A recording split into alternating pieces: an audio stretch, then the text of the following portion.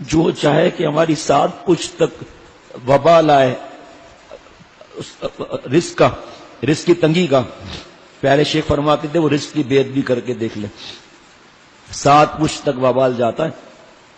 توبہ کرنا چاہیے، بچوں کی تربیت کرنا چاہیے، تھوڑا تھوڑا لیں، چاہے 4 مرتبہ لیں، پلیٹ کو صاف کریں، انگلیوں کو صاف کریں، چاول لگے ہوئے WC کے پاس گرے، ہم داخل ہوئے، ہمارے پیروں کے چپل سے لگے اور پھر WC میں چلا گیا رزق۔ بار مارنا نہیں ہے، لڑنا نہیں، پہلے دن سے تربیت کرنی ہے، پہلے دن سے، بیٹا کم لو، بیٹا کم لو، یہ دیکھو کتنا رکھا ہوا ہے، پھر لے لو، دیکھو میں بھی، اور بچوں کی تربیت کے لیے خود بھی کم لے لیں۔ تو یہ رزق کا ہم لوگ کتنا بے ادبی کرتے ہیں، جو بچتا ہے اس کو کہاں ڈالتے ہیں۔ ہر بچے کی پلیٹ میں 3 چیزیں مکس ہوتی ہیں، پھر وہ ایک بڑی پلیٹ میں آ جاتی ہے، ماسی کو دے دو، ماسی کیا کرے گی، ڈر کے مارے بولے گی نہیں، لیکن جا کر پھینک دے گی، یہ ماسی یہ کھائے گی۔ خود کھاتے ہو یہ کہ ماسیوں کو وہ دیتے ہو؟ ہمارے حضرت نے سکھایا جو اپنے لیے پکاؤ اسی میں سے دو ان کو، اور پہلے دو۔ ایک بات اچانک میرے خیال میں اب تک پہلی دفعہ بیان ہو رہا ہے میرے خیال میں،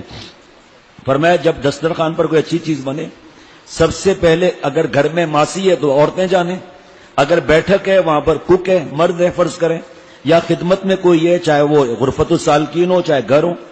تو اس وقت جو خادم جو کھانا لگا رہا ہے اور جس نے پکایا ہے پہلے اس کو دے دو، چاہے تھوڑا دے دو، بھائی چکلے بعد میں کھائیں گے، اور کھانا زیادہ بناؤ 3 آدمیوں کا، تاکہ ان کو کھانا بچا ہوا نہ دو، ان سے دعائیں لو، انہوں نے ہی تو بنایا نا، ان کی نظر لگے گی، پیٹ میں تکلیف ہو جائے گی، نہیں کھا سکے گا۔ کوئی اچھی چیز آئے پہلے اس کو دے دو، چاہے ایک لقمہ ہو، چاہے آم کی ایک کاش ہو،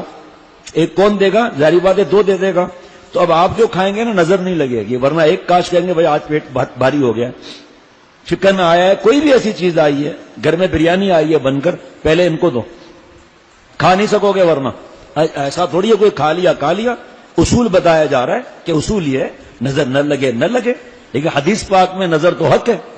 اب وہ بیچارے صبح سے کام میں لگے ہوئے ہیں، بریانی پکا کر جو ہے پیٹ کی حالت کیا ہو رہی ہے اور خوشبو کیا اٹھ رہی ہے، اب پتہ نہیں کب ملے گا، کب صاحب لوگ کھانا کھائیں گے، تو 11 بجے کھائیں گے 22 لاکھ، اور ہمیں کیا ملے گا آخر میں، اور ابھی تو ختم ہو جائے گی بریانی۔ پہلے ان کو ماسیوں کو بھی بچا ہوا کھانا مت دو، اپنے ہنڈیا میں سے نکال کر دو، ان کی دعائیں لو۔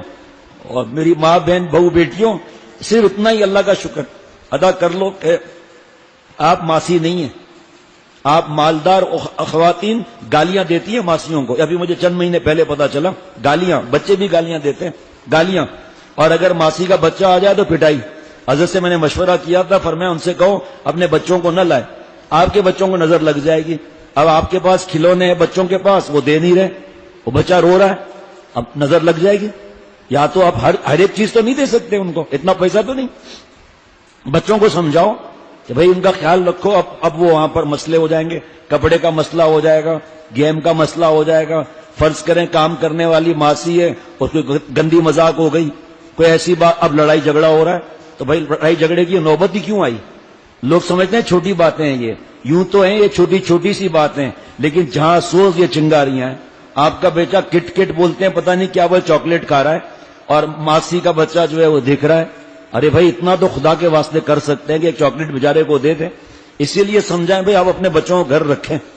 اب آپ کی بچی بڑی ہو گئی ہے، چاہے 7 سال کی ہے، بچی بڑی ہو گئی ہے، ہمارا بچہ بڑا ہو گیا، آپ کا بیٹا 8 سال کا ہو گیا ہے، اس لیے آپ یہ نہ کرو، آپ اور ان کو، چاہے وہ بچہ گھر نہ ہے، یہ لو آپ کے بچے کے لیے چاکلیٹ،